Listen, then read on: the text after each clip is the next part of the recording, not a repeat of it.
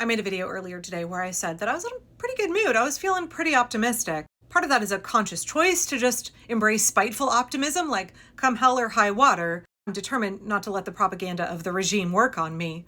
I saw a creator earlier today who made a video that was like, the best way out of despair is action, right? The best way, the best remedy, the best counter, the best antidote to despair, to despondency, to feeling completely demoralized is to take action. Maybe that's one of the reasons that I can keep going and doing this job. People ask me all the time, like, how are you so optimistic? It's because I refuse to sit still and let the demoralizing propaganda of the regime soak into me. I refuse to be infected by it. And when I start to get really down, I go and I plug in. I either go to my Indivisible meeting, I plug in to one of the chats I'm in with other activists. I go read up on what the groups I'm supporting are doing. I figure out how I can plug in and help and make a difference. I go and pick produce and put it out in the farm stand in our front yard. I go and chat with my neighbors. Or I'll make a video trying to encourage other people to take action, giving them steps and resources so that they can feel empowered to do something to defend their own liberty. Even if it's teeny tiny things, doing something to resist fascism helps me not, sink into the depths of despair. So this morning while I was having my coffee, I was watching Cox Richardson's video from yesterday. And I'm sorry I texted it to all my friends. Oh my God, you gotta watch this. It's so good. If you've watched my content for any length of time, you know that I am a big fan of Heather's. Not only because I appreciate her frankness and the fact that she's very even keel, but also she brings a tremendous amount of expertise from her perspective as a historian. She's not going to demoralize you, and she's also not going to give you false hope and just blow smoke up your ass, right? So her video from yesterday, oh yeah, it's so good. She had a whole lot of excellent points in that video, but here I want to focus on one thing that she said. Now, Heather said that she actually is not really a big fan of an idea of a national strike. And I would love to read more on that and hear more of her perspective as a historian as to why she thinks that is not the right strategy here. One of my concerns about a big general strike is the level of coordination and support it would take for that many people in not only a nation with a population as large as ours, but also geographically as diverse as the United States is. Right, one of my frustrations around calling for a general strike is that it's just such a huge lift. It takes a tremendous amount of organization, coordination, planning, building those support structures. And so I really want to hear more of what Heather has to say about that because, maybe she's right. When we look at countries who've done it in the past, like Poland, we've had big strikes in the US, but we can have coordinated, staggered strikes of different industries and not necessarily have a nationwide general strike. Anyway, that's a topic for another time. But as she was saying, I'm not a big fan of the idea of a nationwide general strike, she was saying that she is really optimistic right now as well. It's like, oh yeah, it's not just me. Other people are feeling it too, are feeling like the regime is incredibly vulnerable. There are huge cracks that are happening and that things are starting to coalesce and organize and shift in the right direction.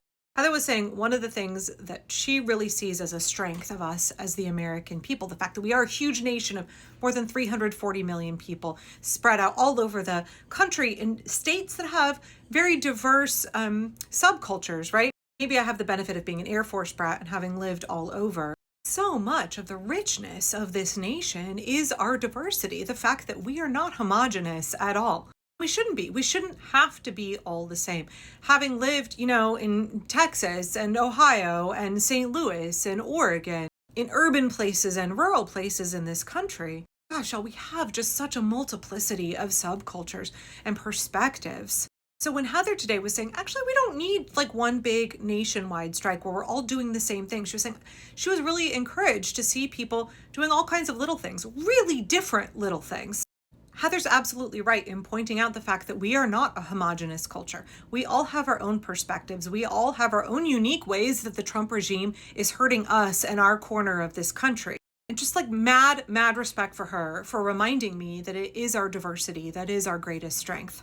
She was saying people are pushing back in their own unique ways.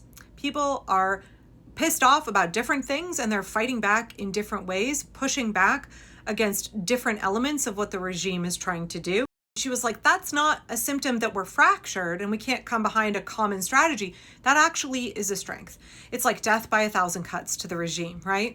It also reminds me of when you're protesting, when you have one large protest where everybody's together, it's much easier for the police to control and kettle the crowd than if you break up into a ton of small protests. They can't really stop you. They can't really control what you're doing. So when Heather said this, one of the things that I think we're seeing is a lot of Americans protesting this administration in their own way, whichever feels the most frustrating and the most dangerous to them. And that's not a weakness, that's an extraordinary strength, because it's extremely difficult to bear down on 341 million people all protesting in different ways. yes, absolutely, Heather, spot on. Thank you for drawing my attention back to this fact. As a permaculture person, I should not have neglected the truth of our diversity being a strength. In permaculture, we have 12 principles. Principle number 10 is use and value diversity.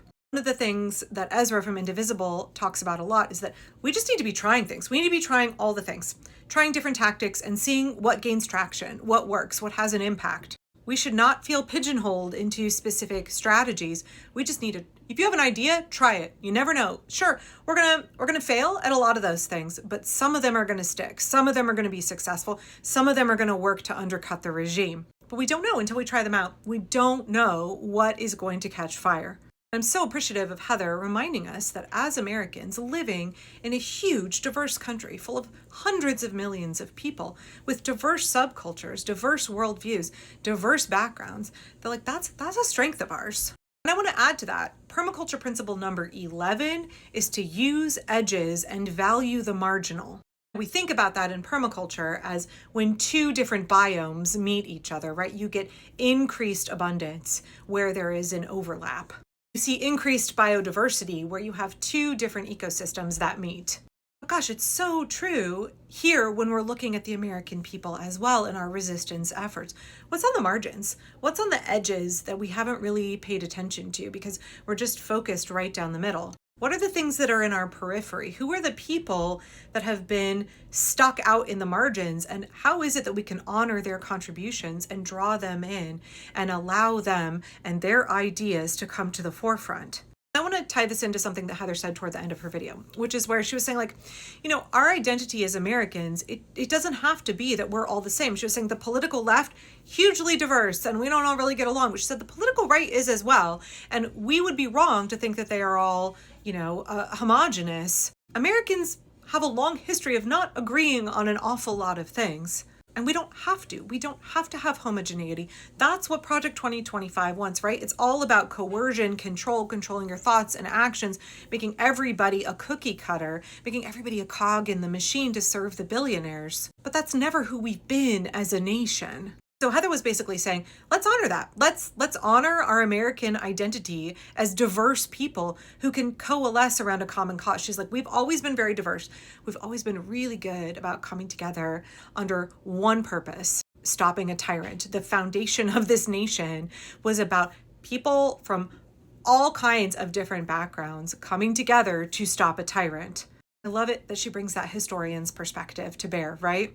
We don't have to all be the same. We don't all have to try the same tactics. Whatever you are doing to resist fascism, whatever is really speaking to you about how you need to be resisting and pushing back, that's good and worthy. And you should be doing that, even if other people in your household or your neighbors or other people on an indivisible call are trying something completely different. We all need to be coming at the regime from all different angles. We all need to be resisting and doing what we can to erode the pillars of support, protect the most vulnerable.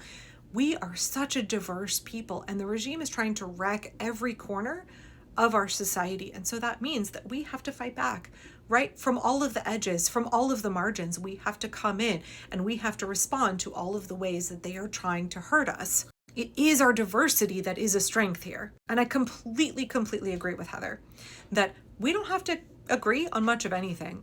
Like I've said from the beginning that I will stand arm in arm with some neoliberal. I'll stand arm in arm with some, never Trumper Republican, and we can work together for one discrete purpose, and that is stopping fascism. Heather was saying that it really is Americans versus Trump. There really is no red versus blue. It is Americans versus Donald Trump. And this big, huge tent here, the American people, we can and should be hugely diverse, and we don't have to agree on anything except that we are going to work together to stop a tyrant. We're all going to try our different tactics, and we're going to see what gains traction. It is our diversity here that absolutely is a strength.